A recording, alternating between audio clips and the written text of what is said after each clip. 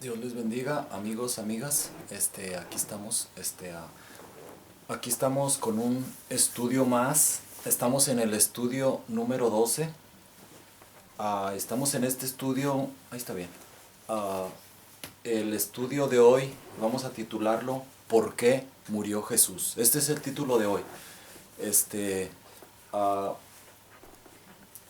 el estudio pasado habíamos visto el estudio pasado vimos la unicidad de Jesús, ¿verdad? Vimos que Dios era 100% hombre, 100% Dios. Y lo estuvimos explicando conforme a las escrituras, ¿verdad? Ahora aquí tenemos otra escritura en Primera de Corintios, Primera de Corintios 15, 3, 8. Este, ah, la Biblia nos dice, Pablo está hablando. Pablo era intelecto, Pablo estaba bien instruido. Antes de conocer al Señor, él conocía las escrituras, de acuerdo al fariseísmo, ¿verdad? Él conocía bien las escrituras y después de que se convirtió a Cristo, Dios le abrió su entendimiento y entendió mejor las mismas escrituras. Entonces, él testifica aquí en la Biblia, en 1 Corintios 15, del 3 al 8, él testifica de Jesús, ¿verdad? Estamos hablando de Jesús. ¿Por qué murió? Y vamos a hablar del sacrificio de Jesús. Entonces él testifica de Jesús que todo lo que le pasó a Jesús estaba escrito en las escrituras. Lo podemos medir con las escrituras, ¿verdad? Yo les digo a ustedes, a ti amigo, amiga, a ti hermano, hermana, que me escuchas, mide mis palabras por medio de la Biblia. Pésalas, que vayan de acuerdo con la Biblia, ¿verdad? A mí y a todo el que te predique la palabra de Dios. Tú no nos creas todo porque nos podemos equivocar. Ciertamente somos hombres y podemos equivocarnos y podemos fallar. Pero si nos mides conforme a las escrituras, ahí vas a ver si estamos mintiendo, estamos inventando, si es palabra de nosotros o es palabra de Dios. Y es lo que dice Pablo, que a Jesucristo lo pesemos conforme a las escrituras. Si va en línea Jesucristo, con las escrituras, todo lo que hacía y todo lo que pasaba con él, entonces Jesús era el Cristo, el Mesías que había de venir.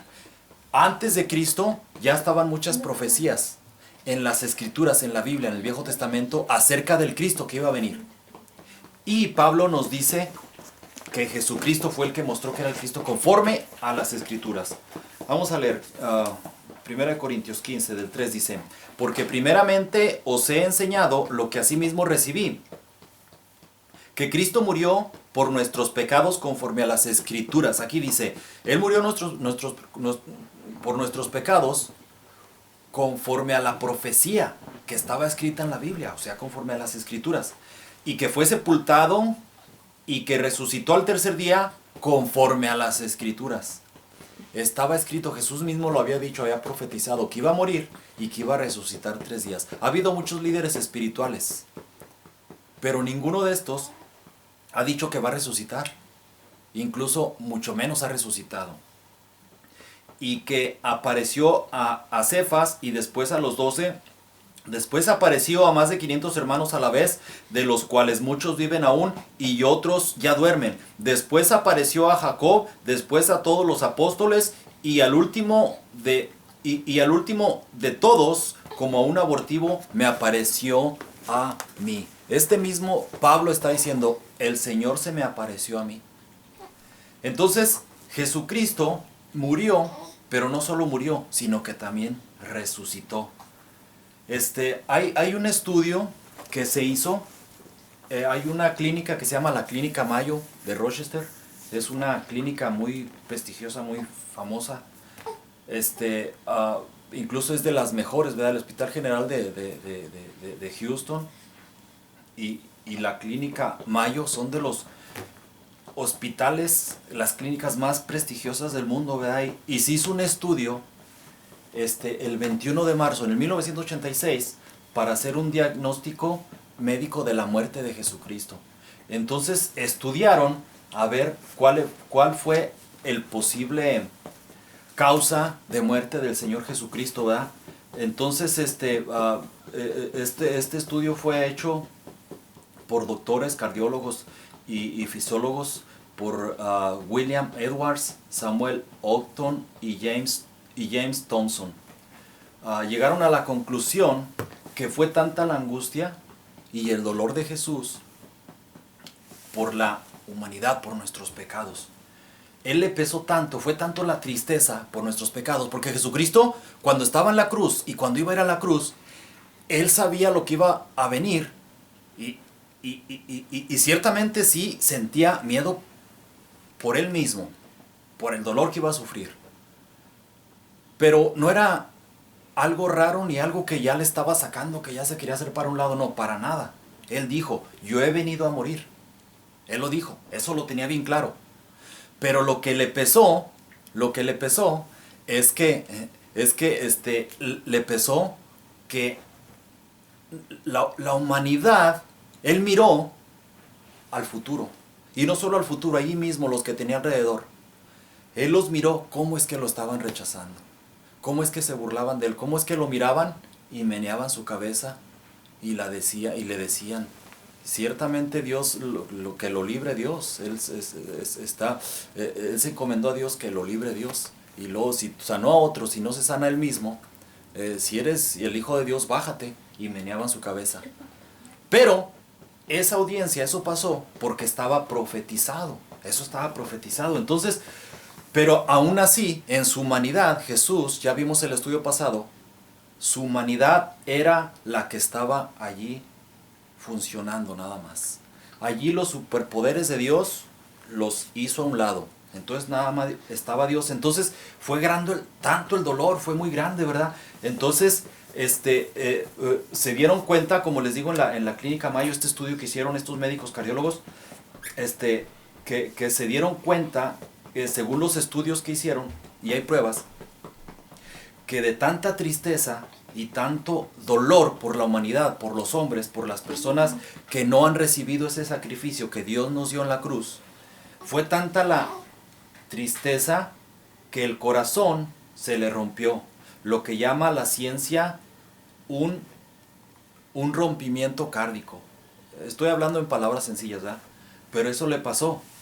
¿Qué pasa con un rompimiento cárdico? El corazón, dicen estos doctores, que está cubierto, tiene una capita, ¿verdad? Es carne, ¿verdad? Pero es una capa y lo protege. Entonces fue tanto la angustia que se debilitó, que los tejidos se rompieron. Entonces se rompieron y el agua se fue metiendo al corazón.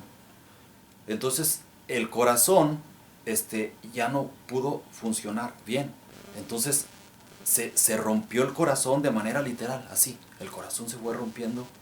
Y después de 3 horas, a la hora, comenzó, dice la Biblia que desde la hora sexta hasta la hora novena estuvo oscuro, se puso en tinieblas. Pero llegó un momento que el Señor dijo, Señor, en tus manos encomiendo mi espíritu. Y ya el corazón ya no lo soportó. Fue grande la tristeza, grande el dolor, grande el sufrimiento, que de manera literal, incluso han habido estudios últimamente los doctores se han dado cuenta que cuando las personas dicen, es que me rompió el corazón, ¿verdad? Y no la canción del Llorón, ¿verdad? Ay, que me rompió el corazón. No.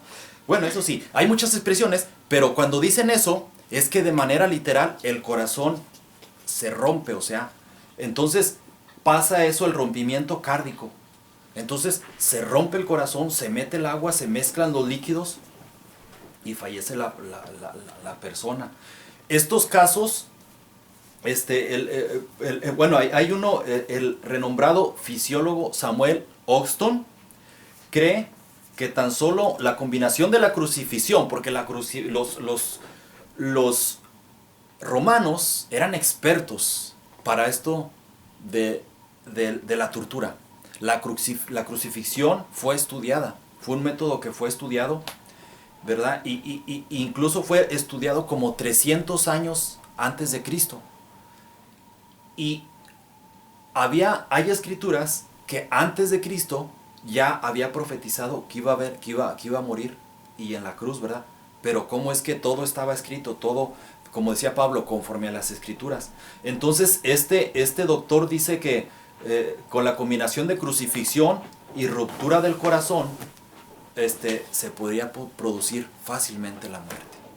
Entonces ese estudio, si quieren, búsquenlo, por ahí está en internet, ¿verdad? El doctor, este estudio lo dirigió el doctor Williams Edwards en la clínica Mayos el 21 de marzo de 1986. Búsquenlo en internet, ahí habla palabras más precisas, más correctas. Yo no soy doctor, yo no soy cardiólogo, yo nada más le estoy diciendo con palabras sencillas lo que descubrió este estudio, ¿verdad? Entonces, de manera literal, de eso murió Jesús.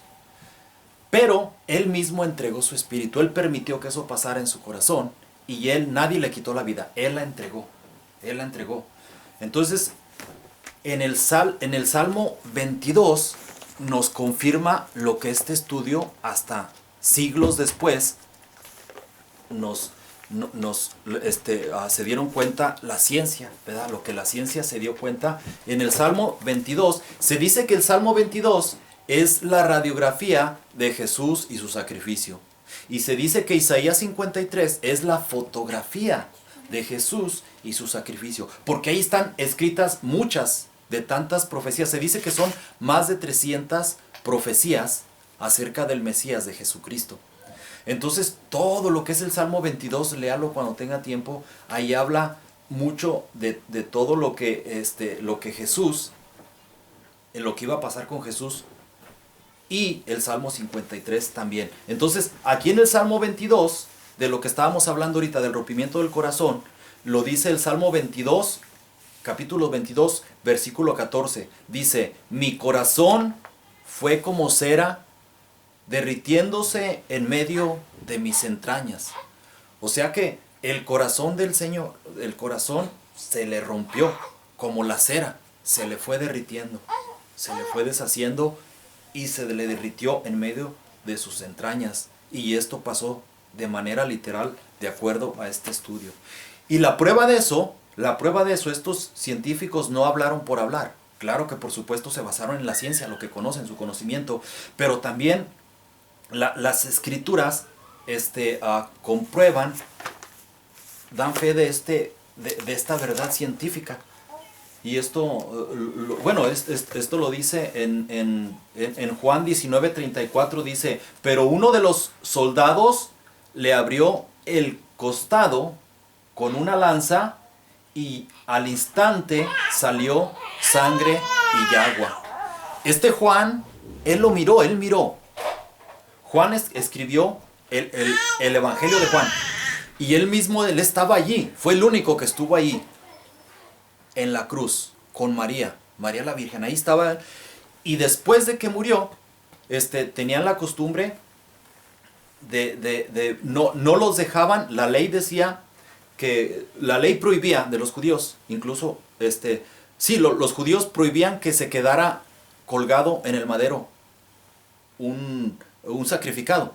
Ese mismo día deberían de bajarlo de la cruz. Entonces al que no moría, los chequeaban, y iba a oscurecer, y si todavía estaba vivo, le quebraban los pies.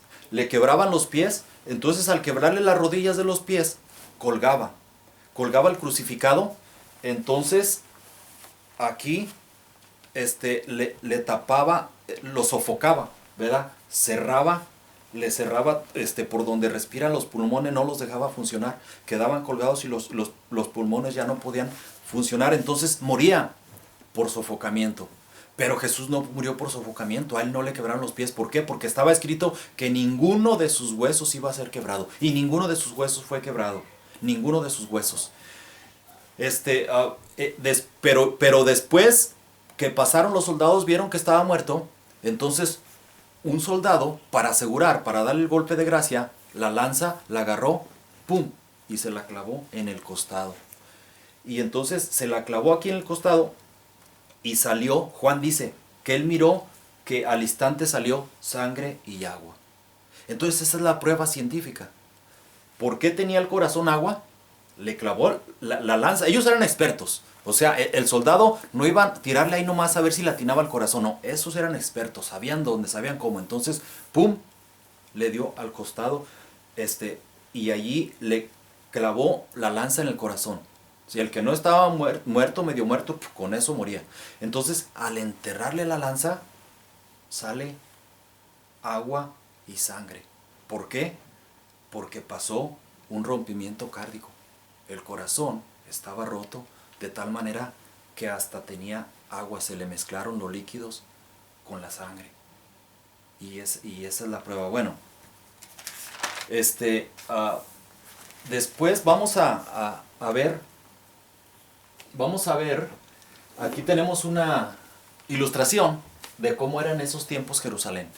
Vamos a ver, en primer lugar, la última cena. ¿Dónde fue? La última cena fue por acá, por este lado, en el aposento alto, y vamos a ver en el jardín de Getsemaní, donde Jesús fue y oró, que era acá, afuera de la ciudad. Él acostumbraba ir a orar allá. Y vamos a ver aquí el juicio ante Caifás, ante el sumo sacerdote, que era aquí donde estaba el sumo sacerdote. Después vamos a ver a Judas donde se ahorcó, que era acá de este lado, en el campo de muerte, acá afuera se ahorcó Judas. Y vamos a ver donde Jesús es azotado y sentenciado por Poncio Pilato, que es acá, donde estaba el gobernador Poncio Pilato. Y vamos a ver la crucifixión en el Calvario, donde fue acá fuera de la ciudad. Pero para empezar, vamos a ver en el aposento alto, cómo es que Jesús, antes de morir, él fue al aposento alto y juntó a los 12 y les mandó diciéndoles que fueran a decirle a cierto hombre que le preparara lugar, porque el Señor iba a preparar la Pascua. Iban a hacer la fiesta de la Pascua. En esos tiempos, era tiempos de la Pascua, entonces en esos tiempos la iba a celebrar Jesús, porque era el tiempo. Y la Pascua es cuando el festejo de cuando salieron los israelitas de la cautividad, de la esclavitud de Egipto. Dios los liberó con grandes proezas, con milagros, ¿verdad? Y eso ya lo hemos visto en estudios antes. Entonces, Dios liberó a ese pueblo israelita de Egipto. Entonces, cada año estaba en la ley que cada año tenían que celebrarlo.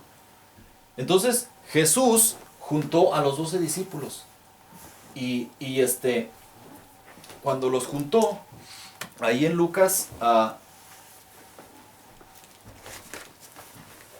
Jesucristo hace, ahí en Lucas, bueno, los juntó. Entonces, después de que estaban sentados, el Señor les dijo que esta es mi sangre del Nuevo Testamento para remisión de los pecados. Entonces el Señor habló de sangre, ¿verdad? Cristo hace un nuevo pacto con sangre. ¿Por qué con sangre? Bueno, era bien importante. Los pactos antiguos antes eran con sangre.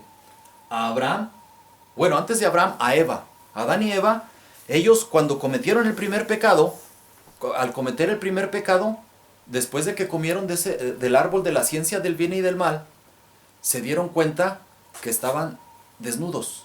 A partir de allí, eso lo vimos como el segundo o tercer estudio, entonces se dieron cuenta, y a partir de allí su naturaleza caída, así como la de nosotros, entonces se dieron cuenta que estaban desnudos y se avergonzaron. Entonces se taparon con hojas de higuera. Pero el Señor viene y les dice, Adán, ¿dónde estás? Le dice, Adán, ¿dónde estás? Me escondí, Señor, porque tuve miedo. Y luego le dijo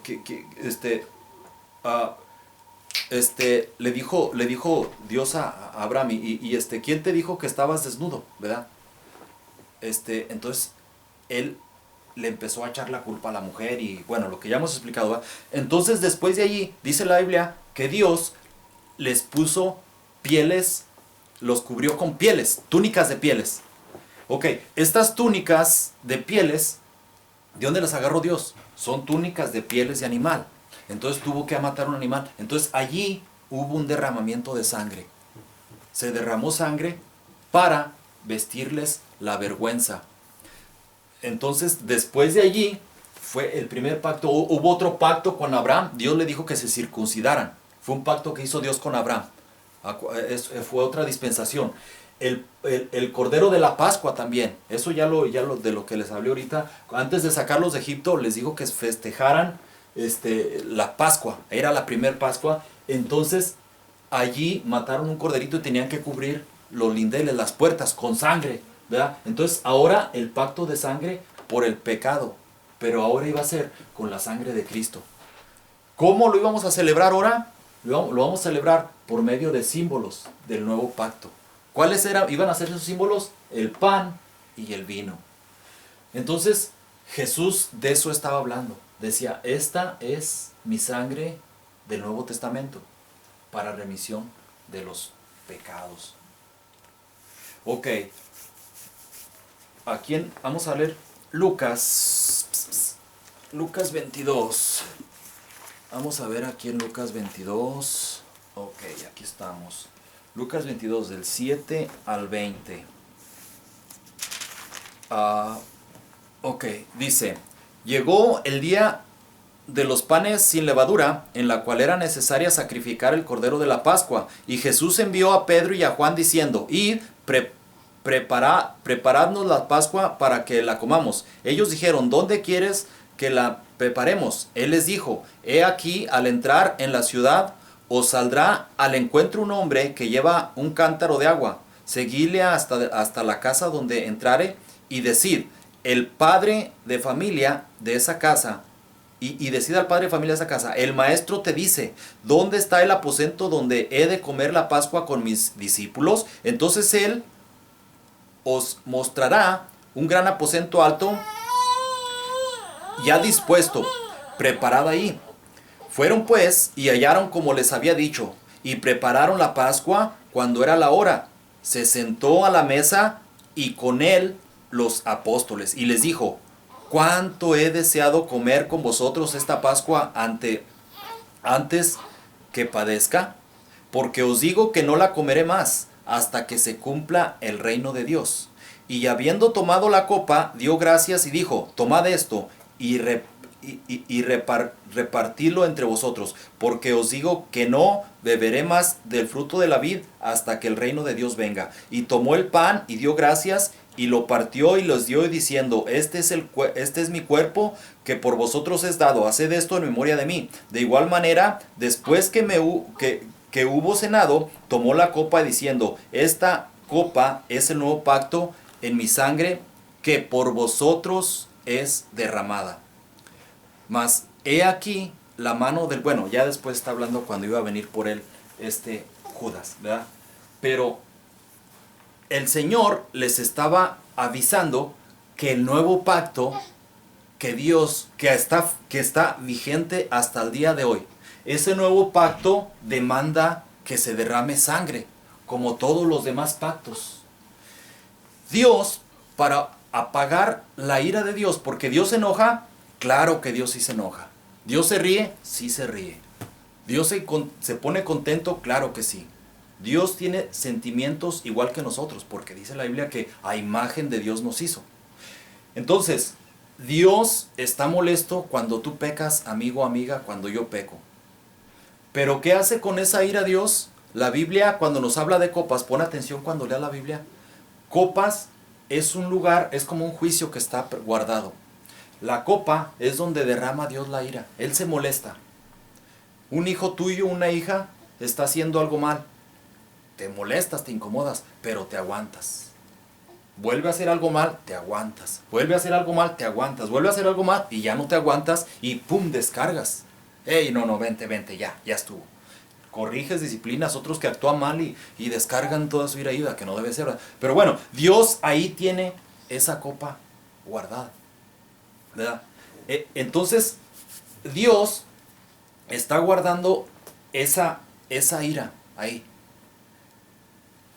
En un futuro, después vamos a ver en estudios futuros cómo es que Dios va a derramar esa ira sobre de los que no han sido purificados con la sangre de Cristo, ¿verdad? Y es lo que estamos viendo. Entonces, aquí en Hebreos 9:22 nos habla que sin derramamiento de sangre no hay perdón de pecados. Hebreos 9:22 dice que sin derramamiento de sangre no hay remisión de pecados. Entonces Dios, para apagar esa ira de Dios, se tiene que derramar sangre. Entonces ya cuando se derrama la sangre, tiempos antiguos ofrecían un animalito. La gente se cometía un pecado, se arrepentía, agarraba ese animalito, ese corderito, se lo ofrecía a Dios, le degollaba aquí y derramaba toda la sangre y le decía: Señor, me arrepiento, me emborraché, maldije, adulteré, perdóneme, le ofrezco este corderito. Le cortaba aquí y derramaba toda la sangre al piso. Entonces la ira de Dios se calmaba. Pero el propósito no era que Dios quería ese borreguito ni la sangre. Quería que la persona se convirtiera, que se arrepintiera, que cambiara de dirección, ¿verdad? Ese era el propósito. Entonces esa ley la puso Dios, y esa ley sigue vigente, que sin derramamiento de sangre no se hace remisión de pecados. Y el alma que pecare, Ezequiel 18 dice que y el alma que pecare, esa morirá. Pero la remisión, el derramamiento de sangre, ese es el que limpia el pecado. Entonces, pero tú me puedes decir, bueno, y según tú dime qué es pecado. Bueno, yo te puedo decir que es pecado esto, esto, esto, esto y esto. Y tú me puedes decir, no, eso no es pecado. Pecado es esto, esto, esto, esto y esto. Y cada uno de nosotros podemos decir, ¿verdad? Podemos decir qué y qué es pecado. Pero, para entender lo que es pecado, la Biblia es la única que nos puede decir. Porque ¿qué es pecado? 1 Juan 3:4, la infracción de la ley. Eso es pecado. 1 Juan 3:4 dice: todo aquel que comete pecado infringe la ley, infringe también la ley, pues el pecado es la infracción de la ley.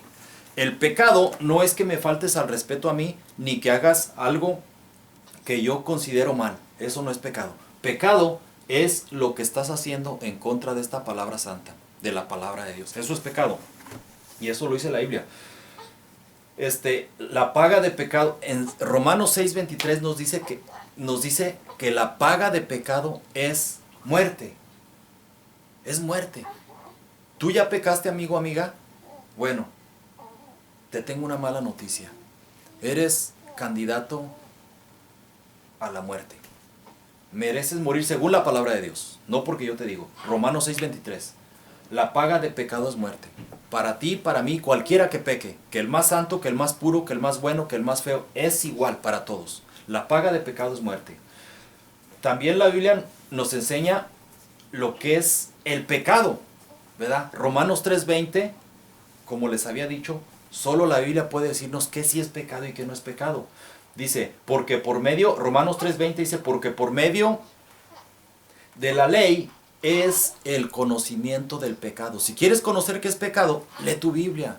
Léela y léela y léela y congrégate a un lugar donde se te explique para que la puedas entender. Entonces así cuando andes, en los lugares que anda haciendo lo que anda haciendo, estés firme y decir, no, esto no le afecta a Dios. Dios no se molesta con esto. Esto le agrada a Dios.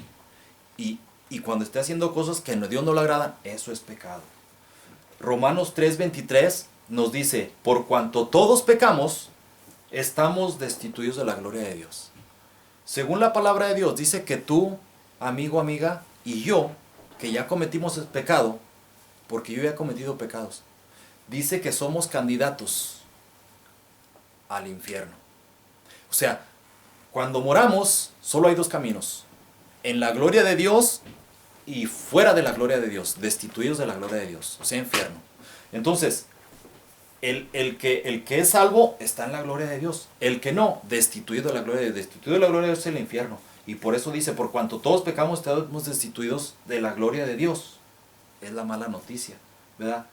Pero la buena noticia es que Cristo, con su cuerpo y con su sangre, vino a limpiarnos el pecado. Es que no te preocupes. Vamos a seguir con el estudio, no te preocupes. Ahorita te voy a explicar cómo. En Levíticos 17:11 nos dice, porque la vida de la carne en la sangre está, y yo os la he dado para hacer expiación sobre el altar por vuestras almas, y la misma sangre hará expiación de la persona. Ok, aquí dice que la vida de la vida de la carne en la sangre está. La persona que tiene sangre tiene vida. La persona que no tiene sangre, esa persona no tiene vida. Yo una vez le di este estudio, yo doy este estudio en los hogares, le di este estudio a un señor, se llamaba don José, y él iba a diálisis. Entonces yo le estaba explicando esto de la sangre, la importancia de la sangre.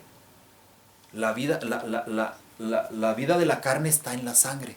Entonces le dije, es muy importante la sangre, la vida está ahí. Y él dijo, oh, sí es cierto.